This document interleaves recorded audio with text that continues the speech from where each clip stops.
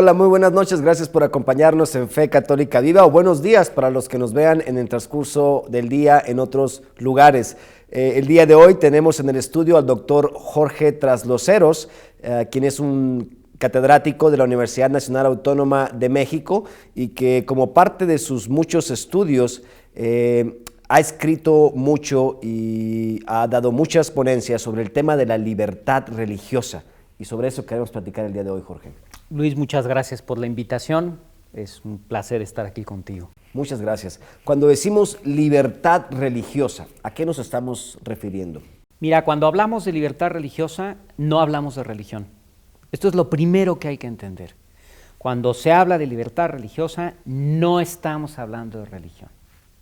De lo que estamos hablando es de un derecho humano, de los más importantes que existen, que consiste en esa libertad que tienen los creyentes, los agnósticos y también los ateos, ¿sí?, de practicar o no practicar su religión en público y en privado. Insisto, en público y en privado.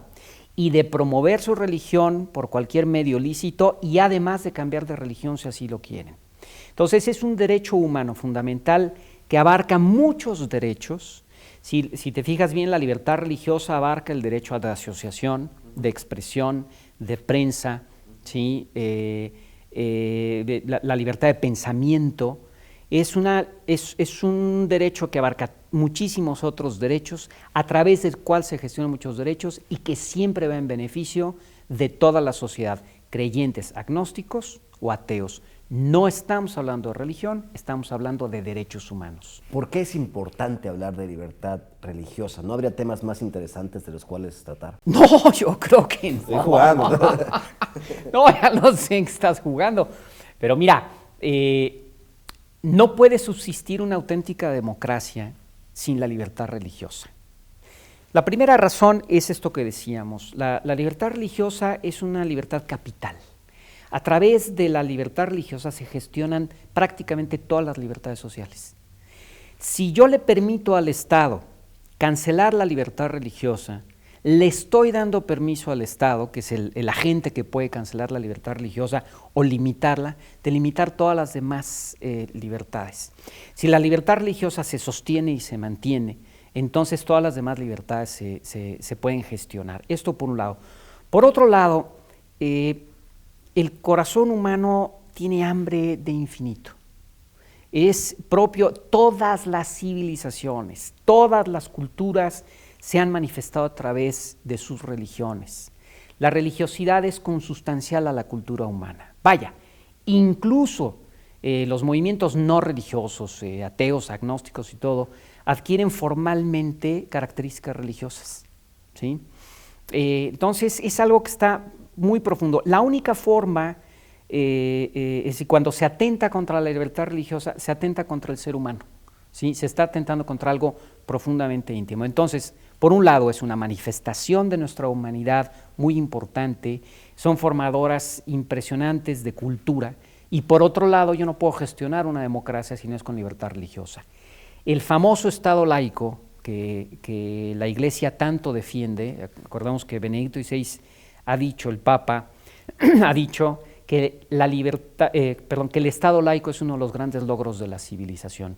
Un Estado laico no es un Estado en contra de la religión, sino un auténtico Estado laico es aquel que se gestiona a través de los derechos humanos y por lo tanto a través de la libertad fundamental a la libertad religiosa. Usted escribe, estudia y trabaja todo esto en México. México, siendo un país con 84-85% de católicos, ¿por qué es este un tema importante para México? No solamente vamos a hablar de los números de católicos, acaba de salir el censo de 2010, hay alrededor de 84% de católicos en México, 5% de agnósticos o ateos, gente que se declara sin religión, y el resto está compuesto por una consolidación muy importante de los grupos protestantes y evangélicos norteamericanos, y una pequeña porción de otras religiones que no son menos importantes que las demás. Mira, en México es muy importante porque durante casi todo el siglo XX y México vivió bajo un régimen autoritario, en donde el Estado perseguía a todos aquellos que opinaban diferente. De hecho, el Estado mexicano, autoritario mexicano, surge a partir de la persecución religiosa de 1914 a 1938.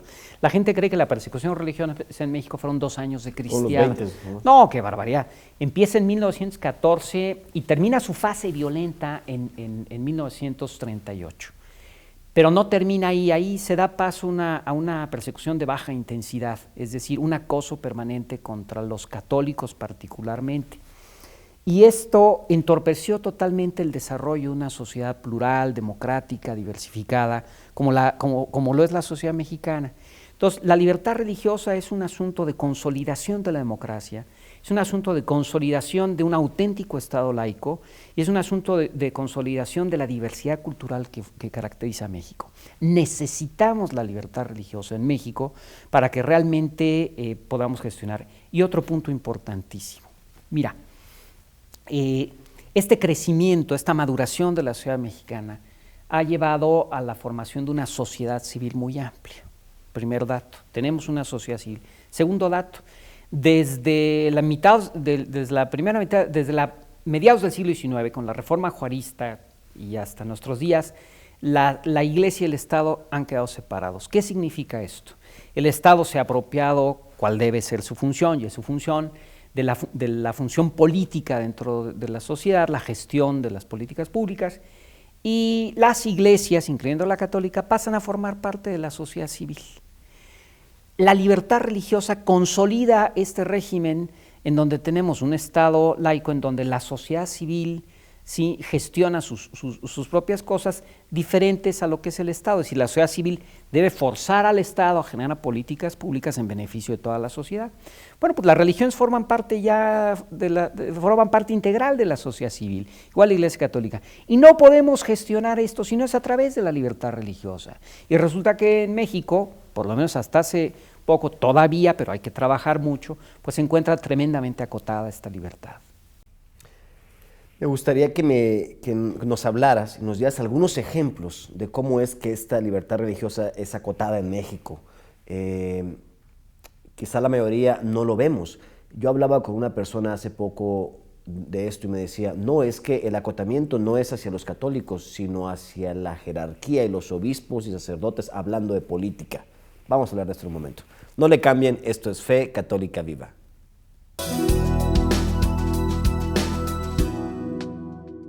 Mi héroe no es famosa, no tiene un trabajo divertido, no maneja un carro nuevo. Mi héroe no estaba lista para ser madre, siempre hizo lo correcto, decidió tenerme y amarme. Mi héroe, mi mamá. Si se encuentra con un embarazo no planificado, infórmese hoy acerca de sus opciones. Aunque hay muchos embarazos no deseados, todos los niños son deseados.